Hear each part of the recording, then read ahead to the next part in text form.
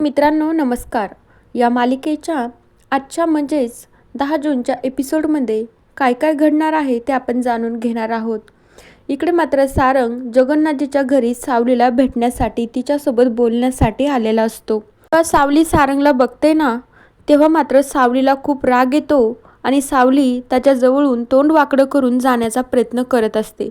दुसरीकडे सावलीला बघितल्याच्या नंतर सारंगला खूप रडायला येत असतं. चक्क 8 वर्षानंतर सावली आणि सारंग एकमेकांशी बोलणार आहेत. त्यानंतर आता सावली तिथून जाण्याचा प्रयत्न करते तर जगन्नाथजी सावलीला बोलू लागता, सावली आता असं करायचं नाही. तो मुलगा तुझ्यासोबत बोलण्यासाठी इथं आला आहे आणि तू अशी कशी तिकडे जाते, मला तुझं कळतच नाही आहे. सावली म्हणू लागते की बाबा, त्या माणसाला सांगून टाका की मला त्याच्यासोबत बोलायचं नाही. जिथून आलाय ना तिथे परत जा म्हणा. जगन्नाथजी म्हणू लागतात, सावली आता परत जर अशी बोलली ना तर माझ्या इतकं वाईट कुणी नसेल बरं का. सारंग म्हणू लागतो, जगन्नाथजी मला सावलीसोबत थोडंसं बोलायचं आहे. जगन्नाथजी म्हणू लागतं, हो सारंग तू सावलीसोबत बोल.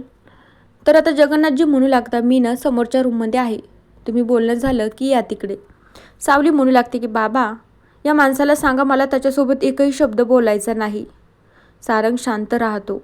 जगन्नाथजी म्हणू लागता की सावली मी सांगतोय ना तसं करायचं. आणि मग जगन्नाथजी सावलीकडे रागाने बघतात तर सावली शांत उभं राहते. तर सारंग म्हणू लागतो की जगन्नाथजी मला ना सावलीला एकांतात बोलायचं आहे. आणि मग जगन्नाथजी समोर जाऊन बसता. तर सारंग सावलीला म्हणू लागतो की सावली मला खरंच माफ कर, तुझे हात जोडून माफी मागतो. 8 वर्ष अगोदर खरंच माझं चुकलं होतं, मी तुझ्यावर हात उगारायला नको होता. तुझं माझं आणि माझं तुझ्यावर किती प्रेम होतं हे तर आपल्याला माहीतच होतं, पण एका छोट्याशा चुकीमुळं मी खूप मोठं पाऊल उचललं. मला आता खरंच खूप पश्चाताप होतोय. सारंग रडत असतो. सारंग म्हणू लागतो, सावली खरंच मला माफ कर. पण ही सावली तर काय ऐकून घेतच नसते. म्हणू लागते, आता तुम्हाला पश्चाताप होतो, 8 वर्षानंतर आत्ताशी मला भेटताय.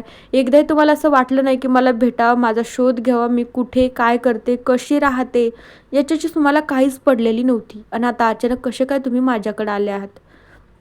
त्यानंतर सारंग प्रत्येक वेळेस सावलीची माफी मागत असतो. म्हणू लागतो की सावली हात जोडून माफी मागतो, पण मला प्लीज माफ कर.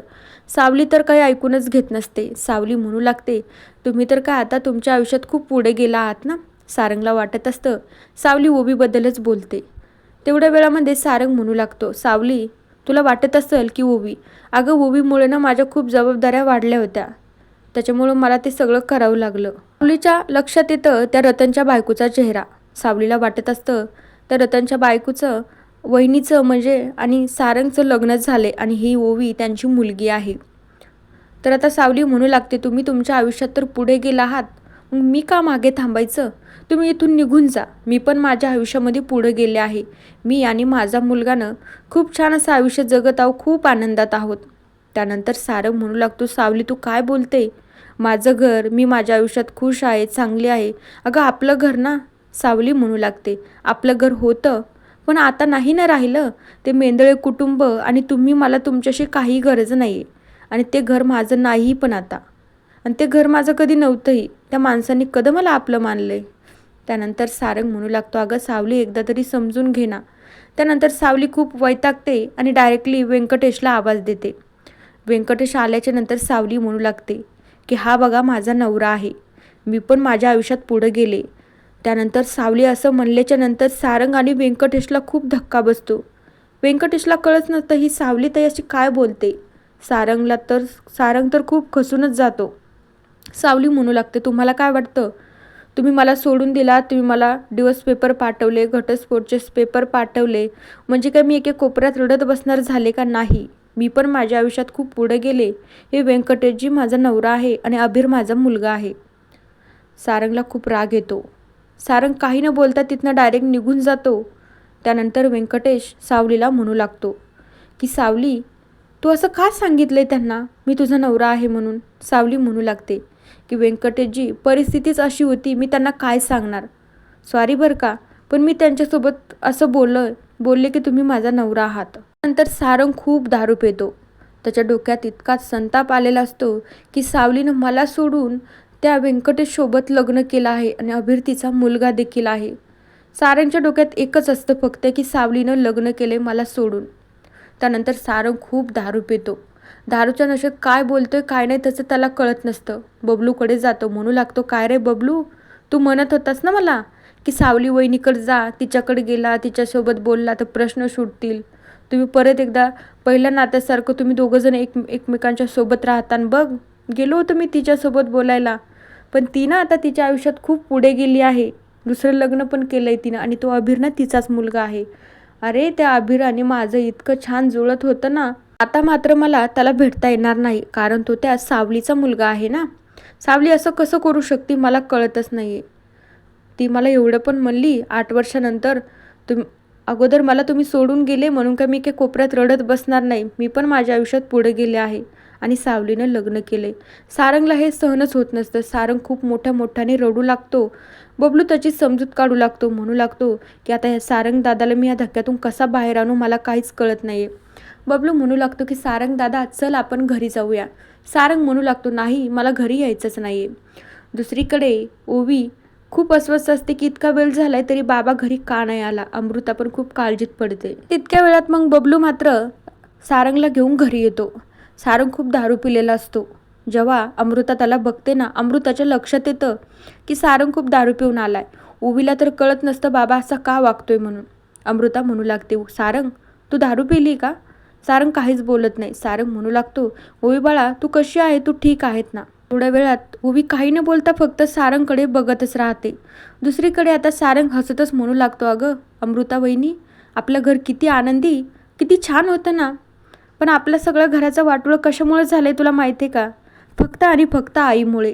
सारंगच्या अशा बोलण्यामुळे अमृता रागूनच सारंगच्या कानाखाली लावून देते. म्हणू लागते, सारंग तुला कळते का, छोट्या मुलीसमोर तू असं बोलतोय का. सारंग कुठेतरी भानावर येतो आणि मग शांत बसतो. नंतर सारंग म्हणू लागतो की जा ओवी जेवण करून घे तू. ओवी रागातच म्हणते की बाबा मला नाही जेवायचं आणि ती त्या रूमच्या बाहेर पडते. दुसरीकडे अमृता कित्येक वेळा सारंगला विचारू लागते, सारंग काय झालंय, तू असा दारू पिऊन का आला आहे. सारंगला किती वेळेस विचारलं तरी सारंगने सावलीचं नाव तर काही अमृताला सांगितलेलं नसतं.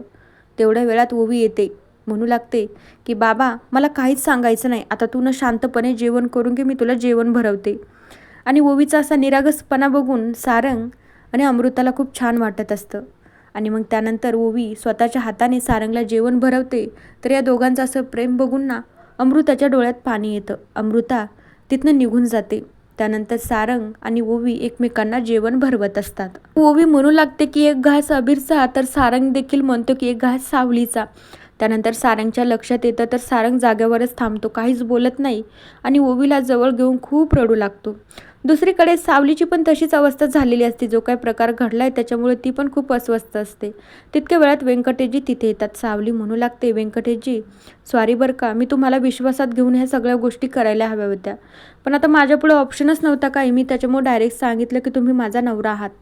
तितक्या वेळात व्यंकटेशजी म्हणू लागता, हो ना तुम्ही असं अचानकच बोलला, मला काहीच कळालं नाही, मी आता काय करायचं. मी शांत बसलो, पण अबीर आणि तुमच्यासाठी मी काही करू शकतो.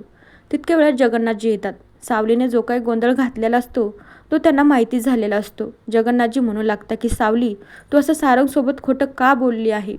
सावली म्हणू लागते, अहो बाबा खोटं मीच नाही बोलले, ते पण त्यांच्या आयुष्यात खूप पुढे गेले आहेत, त्यांनी पण लग्न केलं आहे, त्याच्यामुळे त्यांच्यासोबत मला असं बोलावं लागलं. जगन्नाथजी म्हणू लागतात, सावली तुला कळतंय का, तो सारंग आहे, त्याचं ना तुझ्यावर खूप प्रेम आहे, तो दुसरं लग्न करूच शकत नाही. सावली एवढ्या रागाच्या भरात असते, ती तर काय ऐकून घ्यायला तयारच नसते. आता उद्याच्या भागात आपल्याला असं बघायला मिळतंय की अबीर तिथे येतो. अबीर म्हणू लागतो की आई आणि बाबा तुम्हाला काय वाटतं, मी झोपलेला होतो. नाही, मी तुमचं सगळं बोलणं ऐकलंय. त्यानंतर सावली खूप काळजीत पडते. अबीरनं ऐकलं आता काय होईल. दुसरीकडे त्या राजकुमारने खूप मोठा गोंधळ घालून ठेवलेला असतो. तो मोनिकालाच सांगू लागतो, मोनिका आता बघ मेंदळेच्या घरातनं लवकरच खूप मोठं वादळ येणार आहे. आणि तो हसू लागतो. मित्रांनो, तर पुढील भागांच्या अपडेट्ससाठी आपल्या चॅनलला नक्की सबस्क्राईब करा. So bye.